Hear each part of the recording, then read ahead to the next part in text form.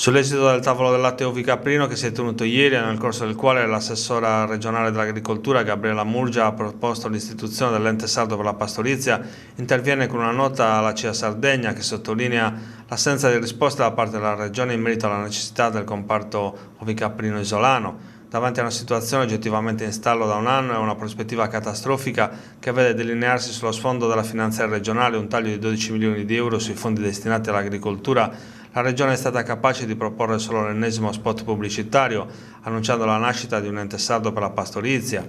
un organismo che dovrebbe servire per la programmazione e lo sviluppo della pastorizia sarda e per superare i problemi del prezzo del latte. Nella pratica, scrive la CIA, si vuole costituire una nuova struttura che assorbirà risorse per la gestione, che avrà un nuovo presidente e un nuovo direttore generale, niente di più che un ritorno al passato. Secondo l'organizzazione agricola invece occorrerebbe creare una filiera che agisca in maniera trasparente sull'adeguato riconoscimento del prezzo del latte in considerazione dei costi di produzione e sulla valorizzazione del prodotto primario anche con campagne di marketing.